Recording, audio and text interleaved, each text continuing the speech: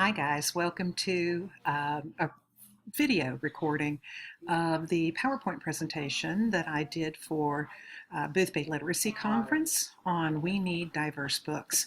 I'm going to walk you through the books, the slides, and hope that this will be of some use to you after you leave Boothbay. So we're going to talk today about diverse books. I want to start by giving you some contact information for me. Maybe if I move that out of the way a little. There we go. Here's how you reach me. I'm Terry Lassane. On Twitter, I'm at Professor Nana. And easiest email for me is drl@shsu.edu. I put this presentation together with two of my colleagues, and I want to make sure that you see who those folks are.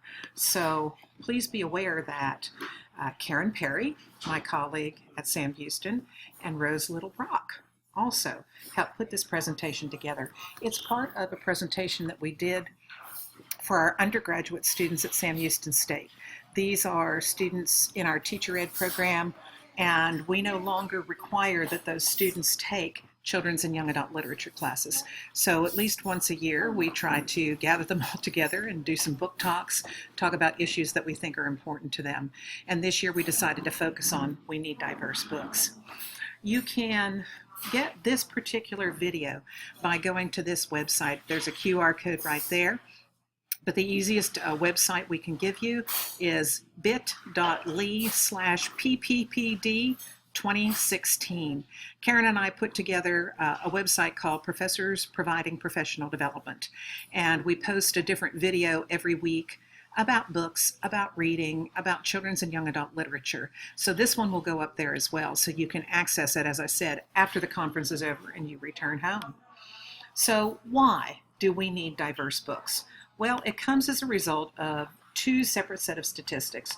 The first comes from Boing Boing, and if you're not familiar with the website Boing Boing, I really encourage you to do it. It looks at a lot of contemporary issues, especially in technology, but not related, not just technology related. But I recently read on Boing Boing that 78.2% of teachers are white. That does not mirror the breakdown, if you will, of who's in our classes. It certainly is not the case in our graduate classes, but it is the case in many of the instructors that are working with those classes. So there's a disconnect right there. And the other set of statistics comes here. I'm going to move my picture a little bit out of the way so that you can see this. Yeah, the latest year that we have statistics for is 2012.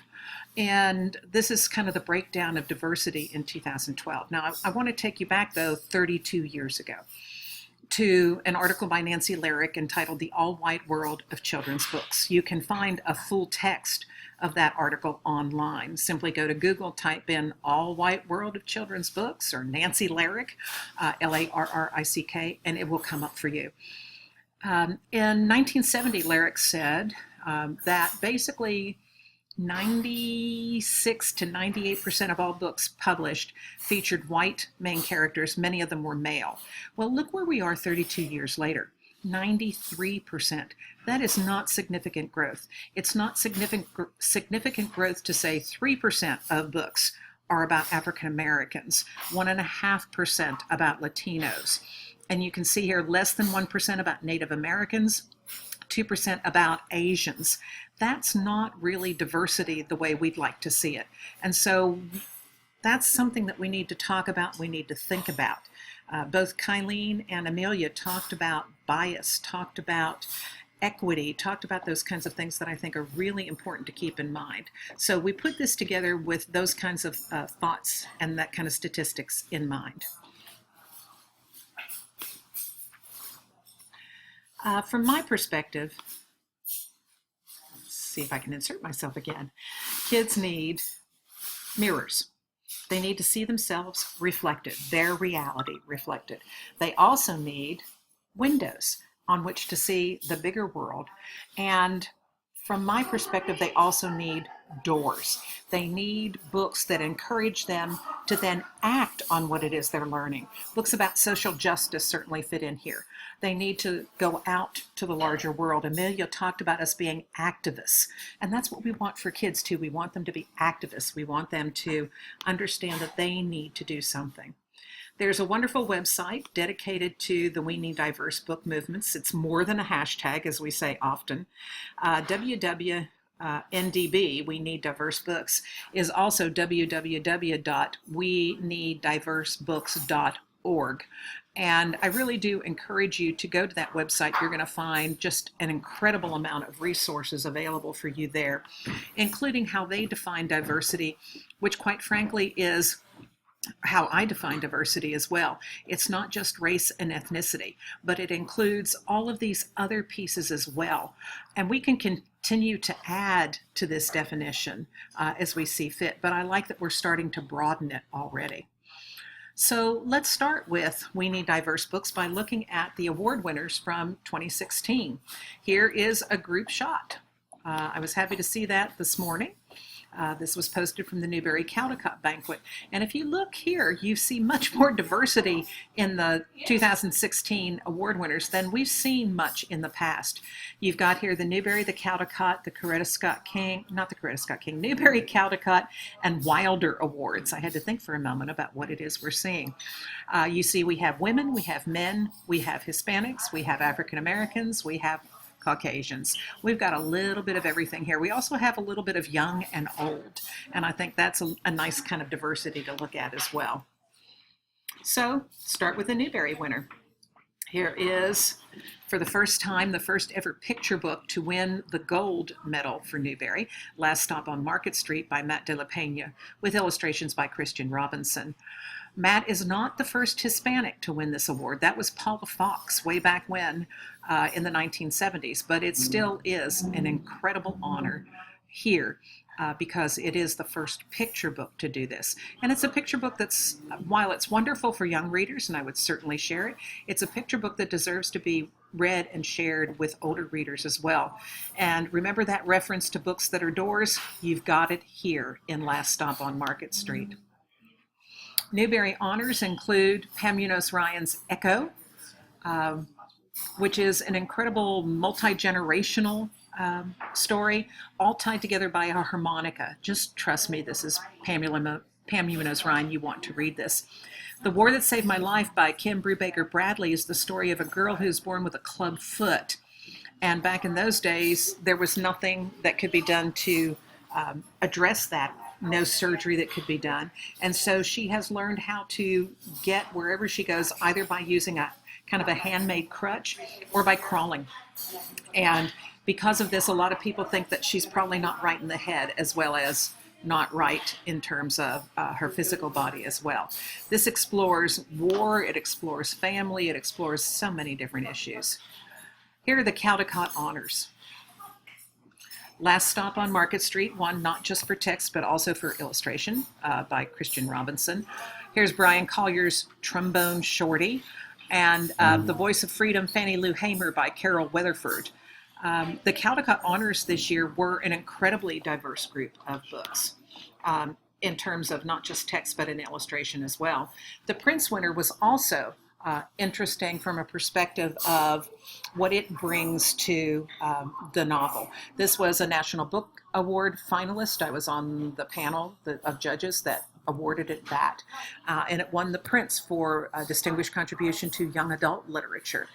And it involves family, bees, you can kind of see that from the cover, and it delves into magical realism, which I love because I find that a really challenging kind of read, not just for kids, but for me too.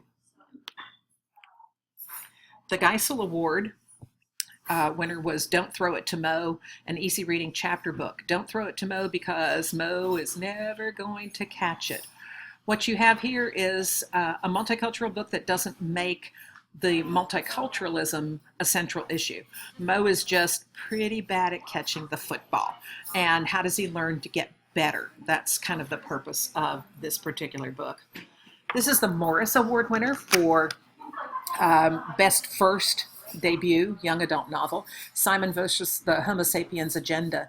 Simon's using a computer in the library, having a chat with someone that he does not know, but who appears to share kind of his interests, and he walks away from the computer, and somebody else sees who he's been talking to, what he's been talking about, and now Simon is going to come out whether he wants to or not.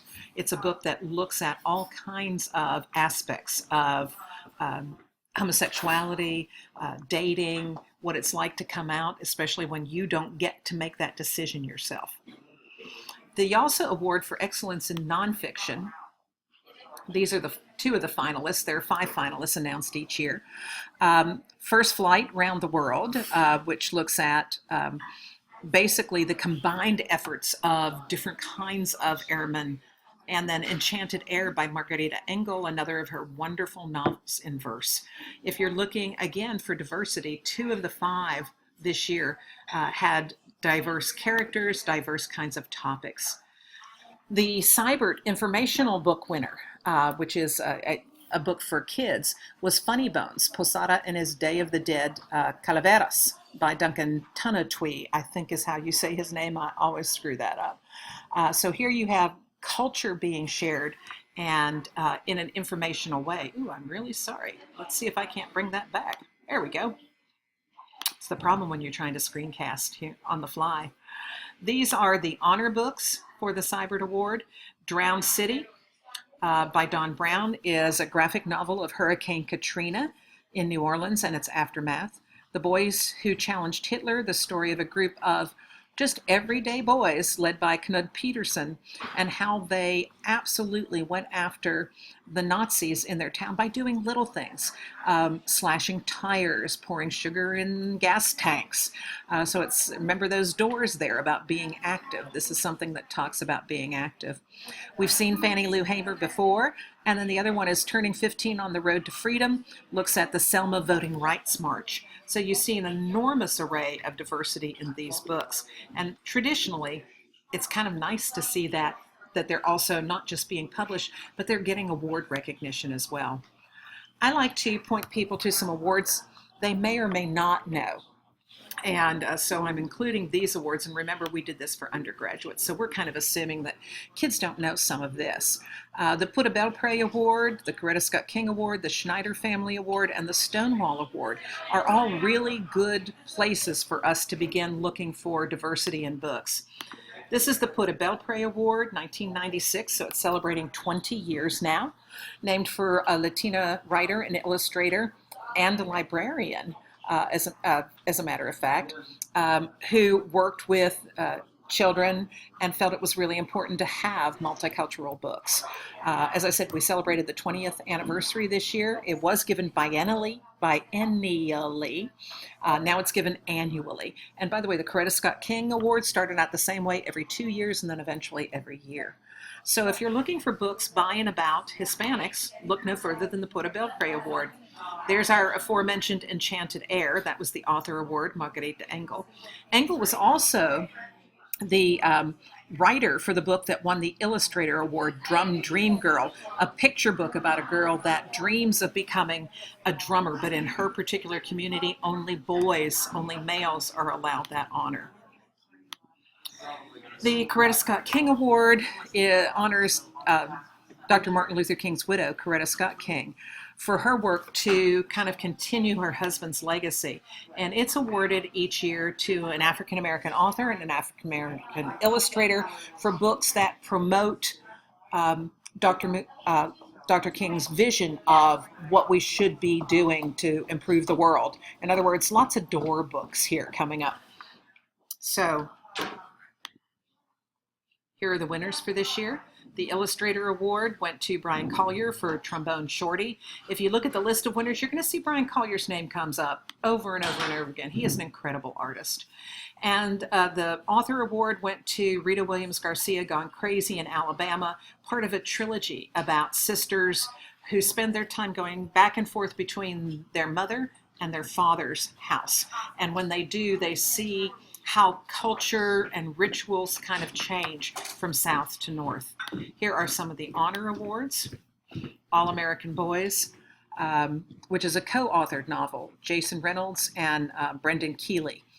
Jason Reynolds also won an honor for The Boy in the Black Suit, and Ilyasha Shabazz, who is the daughter of Malcolm X, won for X, a novel in which she tells a fictional story about what she thinks her father must have been like when he was much younger. Illustrator awards, well, looky here, look what else won an award.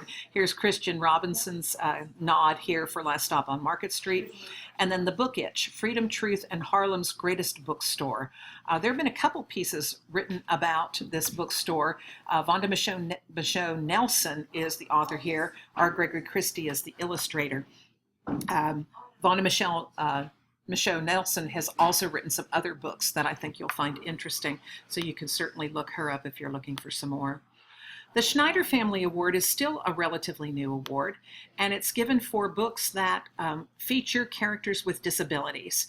And it's given in 3 categories: teen, middle school, and children's books. This year, this was the children's book. It's a picture book, Emmanuel's Dream, which is the story of a young man born without one leg, and how he managed not to let that curtail what it was he would do with his life. The Stonewall Award, probably one of the earliest,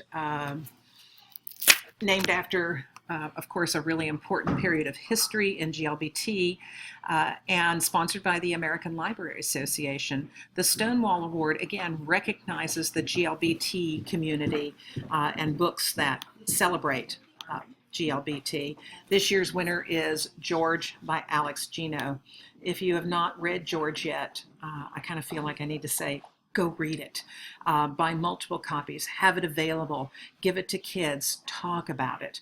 It's sure to be a controversial book simply because it talks about transgender, which is still an issue that sets off a lot of people just by virtue of the topic, but it is an incredibly important book. These next 2 are not winners, but I think that they're interesting to look at in light of the things we've been talking about. 2 books came out last year about young main characters named Jacob. Jacob's New Dress and Jacob's Eye Patch. Jacob's Eye Patch talks about amblyopia, lazy eye. Jacob's New Dress talks about a boy who wants to wear skirts and dresses. And of course, some people don't understand that. Thankfully, his parents do. One of the things you'll see at We Need Diverse Books, and if you search for the hashtag, is that we are encouraged, we meaning anybody in the community, to talk about why we need diverse books. This is my pal Karen Perry right here, saying we need diverse books because the fat girl or boy doesn't have to lose weight to be the main character of a story. And you want to talk about perpetuating a stereotype, that is something that is done. So let's take a look just at a couple body image books. We can go back to Blubber by Judy Blume, if you like, to talk about early books with body image. But our favorite is this year, from last year, is Julie Murphy's Dumplin', Go Big or Go Home. We love Dumplin'. Dumplin' is a larger-than-life character, no pun intended there. And she is perfectly happy in her own body. And there are very few books that are like that. But even Julie Murphy will tell you, kids will come to her and say, the fat girl doesn't get the boy. The fat girl doesn't win at the end. The fat girl has to lose weight. That's exactly the stereotype we're fighting against in this book. And we also see body image in Eleanor and Park by Rainbow Rowell. Again, a wonderful book. If you've not taken a look at it, you need to do that. You can see how Eleanor and Park are joined. They're joined at the headphones. Poverty. We sometimes don't think about socioeconomic status as being one of those things that creates some diversity in books. And generally, when we look at books about poverty, they tend to be, again, pretty stereotypical. But take a look at Crenshaw by Katherine Applegate, and what happens when a boy and his family, it looks like, again, they're going to lose their apartment, maybe have to live in their car for a while, change to a different school. And when this has happened in the past, Crenshaw, this enormous cat, has shown up just in the nick of time. And when he shows up now, the boy knows that the situation's pretty dire, and how is the family going to manage? Very few books that deal with these kinds of issues. It's going to get a little noisy in the background. Hang on a second. I'm just going to try to talk over the noise in the background. People are coming back in for the workshop. This is Cardboard. It's a graphic novel by Doug Tenapel. And think of it as Gremlins in graphic novel form. I won't go any further than that. Religion. Oh, that's such a touchy topic for books for kids, but we need books that show other religions. And I love Randa Abdel Fattah has written 2 books that look at Muslims, and Muslims, in this case, set in Australia. I love this. Does my head look big in this? It's the story of a girl who decides to wear her hijab to school, even though she's under no compulsion to do so, even though her teachers and her friends say, do you really want to do that? Do you really want to call attention to yourself? And one of my favorites from several years ago, Sarah Darer Littman, Confessions of a Closet Catholic. The story of a girl who is Jewish but figures it might not hurt to look at other religions as well. Books with disabilities certainly fall into this category as well. Here's El Defo by C.C. Bell, graphic novel about a rabbit who has to have hearing aids, has to wear the kind of microphone amplifier. A Step Toward Falling, the story of a girl who is developmentally disabled and what happens when people take kind of advantage of her along the way. And finally, in terms of disabilities, the one that sticks with me the most, the Prince Award winner that will take you 45 minutes to read and a lifetime, I think, to forget, is Stuck in Neutral by Terry Truman. Our narrator is a kid who suffers from cerebral palsy, but who remembers everything that's ever been said to him, everything that he's ever heard. And it is just an incredibly compelling read. Mental illness factors into We Need Diverse Books, and last year's National Book Award winner was Challenger Deep by Neal Shusterman, the story of a boy who descends into madness knowing he is descending into madness, and then slowly has to kind of climb his way out of this bipolar kind of situation. Finally, I want to mention a couple of resources. This is one that makes me terribly uncomfortable, which means it's doing what it should. And it's called Reading While White. And I really encourage you to go in, to read the blog posts, to look at the thinking that's here. Things that make us uncomfortable probably are striking at some things we're kind of dealing with along the way. And finally, for some resources, WeNeedDiverseBooks.org, where to find diverse books. They're all kind of a part of this website, and I think you'll find them useful. So I hope you appreciate this kind of quick and dirty and a little bit loud version of We Need Diverse Books.